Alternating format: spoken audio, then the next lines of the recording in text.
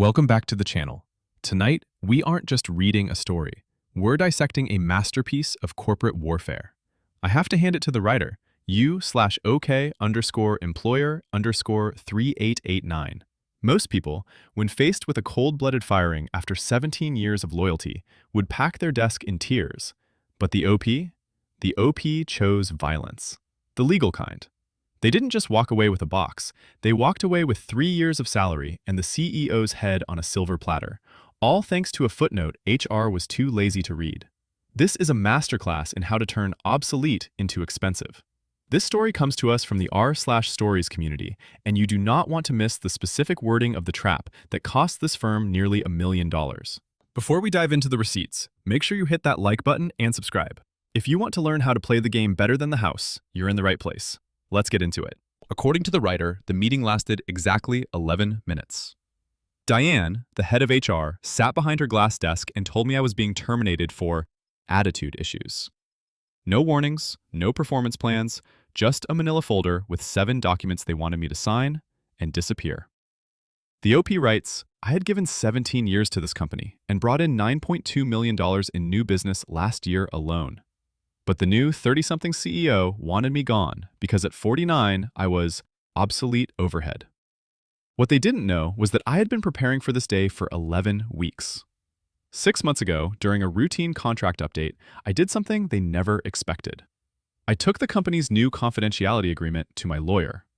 We made subtle adjustments, minor footnotes and cross-references to my original 2017 executive contract.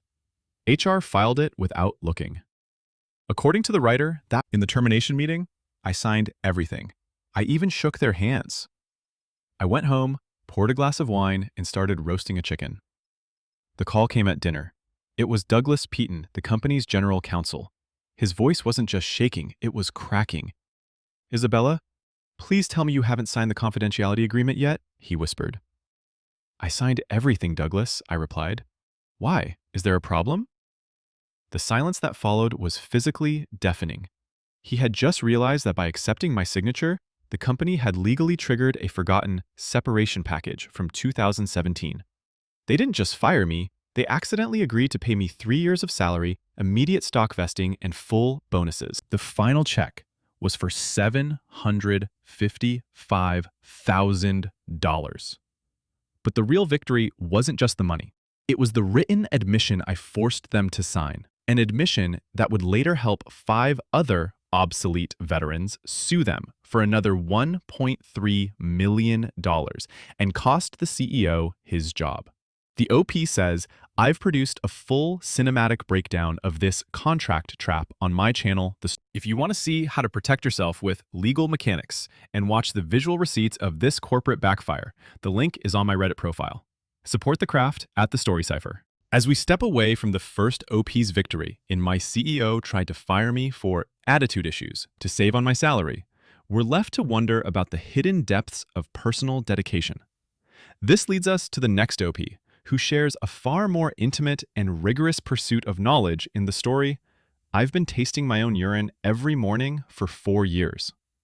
Let's listen as the writer reveals a world of data hidden in the most private of routines. According to the writer, I've been tasting my own urine every morning for 4 years.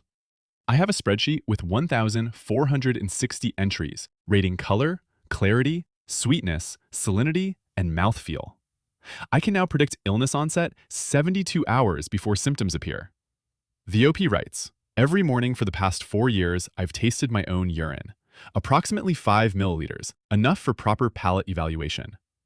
This started after I discovered the historical practice of uroscopy, which was the primary diagnostic method used by physicians from ancient Greece through the 19th century. For those unfamiliar, doctors tasted urine to diagnose disease for over 2,500 years. This was the standard practice, and Hippocrates did this in 400 BCE. The breakthrough case was Thomas Willis in 1674, an English physician who tasted a diabetic patient's urine and described it as wonderfully sweet, as if it were imbued with honey or sugar. He coined the term diabetes mellitus. Mellitus is Latin for honey.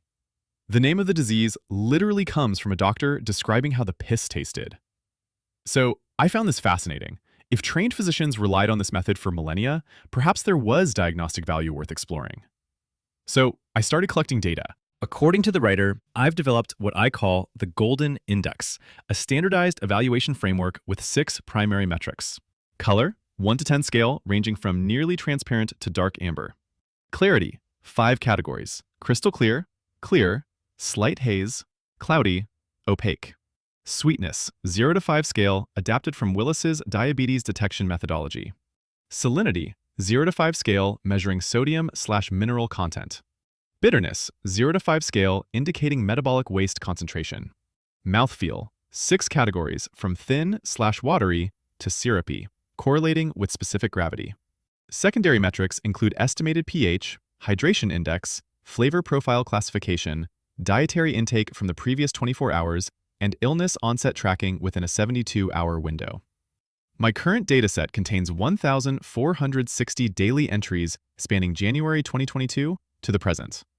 The compliance rate is around 99.7%.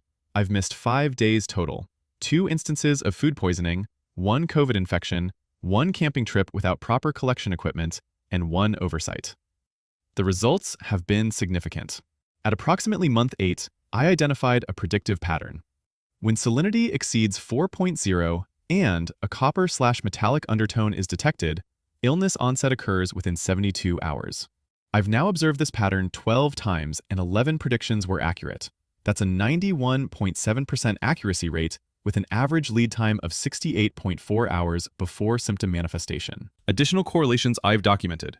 Asparagus consumption, 100% detection rate within 48 hours, N equals 23. Alcohol intake, plus 1.4 average bitterness increase the following morning. Dehydration levels, R equals 0.89 correlation with viscosity. Psychological stress, R equals 0.72 correlation with metallic taste presence. Red meat consumption, plus 0.3 average increase in mouthfeel density. According to the writer, I've cataloged 34 distinct flavor profiles to date.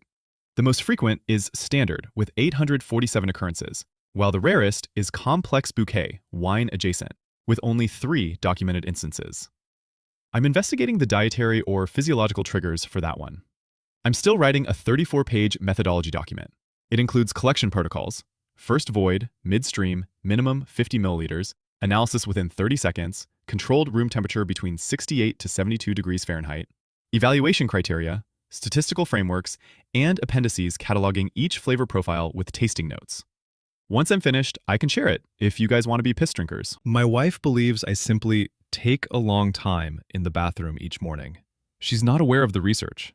You know, I've considered presenting my findings to a physician, but I suspect they would not take it seriously. They might recommend a psychiatric evaluation. Well, my data is clean, so whatever. Medieval physicians use something called the urine wheel, a diagnostic chart comparing 20 different urine colors to various diseases. They used a specialized flask called a matula for collection and analysis. I've essentially modernized this system with spreadsheet formulas that auto-calculate risk scores. Thomas Willis revolutionized diabetes diagnosis by being willing to taste what others wouldn't. The OP says, "I'd like to think I'm continuing that tradition in my own way." TLDR, I taste my pee every morning. I've done it 1,460 times. I have a spreadsheet with scientific methodology, and I can predict when I'm getting sick 3 days early. The channel is built on stories like these, unfiltered, strange, and undeniably human. If you value this kind of deep dive storytelling, hit the subscribe button and turn on notifications. Your support is the only reason we can keep uncovering the receipts and the reality behind these confessions. Join the fold and stay curious. We'll see you in the next one.